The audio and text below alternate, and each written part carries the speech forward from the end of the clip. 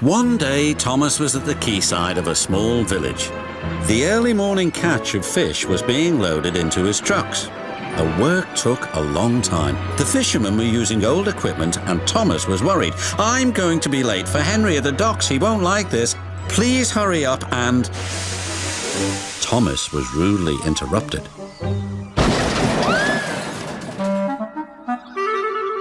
His driver and fireman laughed. "Phew," sniffed Thomas, "what a pong!" He was glad when they were speeding along the beautiful coastal run.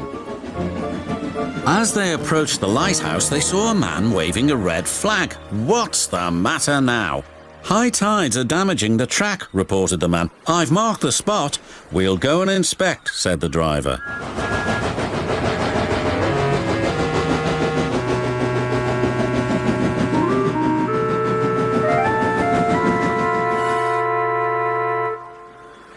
"It would be dangerous for heavy engines like Henry," agreed the driver, "but for Thomas it's safe enough." The guard left a red oil lamp by the damaged track to warn engines. "When we get to the docks, I'll tell them to close the line."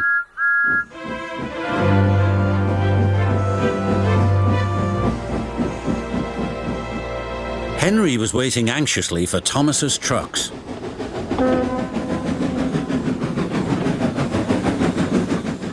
"Pwah, you're late and that smell is making me ill." "I can't help it, it's the fish," replied Thomas. "And there's danger on the rails, that's why we're late." "Huh, you're the only danger on the rails, Thomas. Now stop wasting time and get your trucks hitched to my train." Thomas's driver and fireman were in the yardmaster's office when they heard Henry's whistle.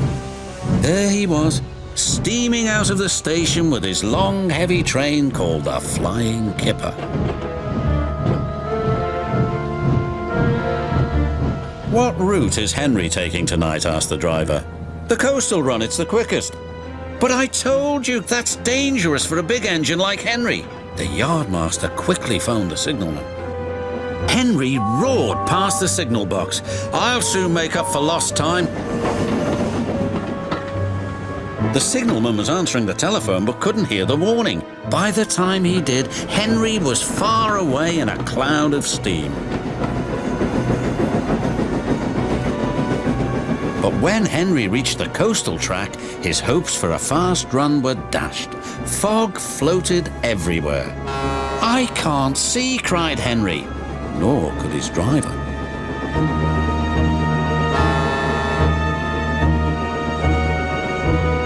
When he could, it was too late.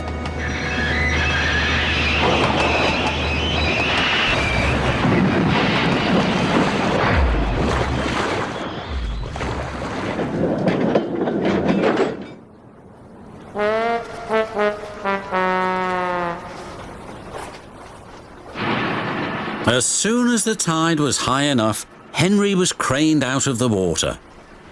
"Engines don't swim, Henry. You were meant to deliver fish, not swim with them," said the fat controller. "You should know that by now." "Yes, sir. I'm sorry, sir."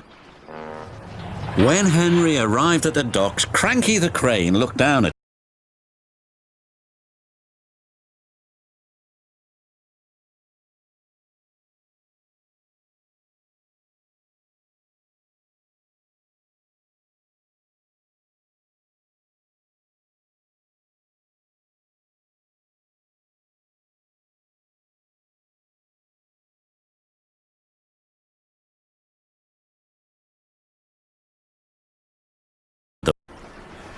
As soon as the tide was high enough, Henry was craned out of the water. "Engines don't swim, Henry. You were meant to deliver fish, not swim with them," said the fat controller. "You should know that by now." "Yes, sir. I'm sorry, sir." When Henry arrived at the docks, Cranky the crane looked down at him disdainfully. My, Henry, I expect you'll have some fishy tales to tell, but take my advice, have a long hose down first." "Pah!" hissed Henry, but there was worse to come. "Look," said a child, "they've caught all this fish and a green whale too. It's not a whale, it's a monster." Henry was most upset. Thomas now felt sorry for Henry. "Come on, your driver says it's time for a nice hot washdown. Then you'll feel much better." And Henry did. I'm sorry I was rude to you, Thomas. Oh, that's all right. But can you...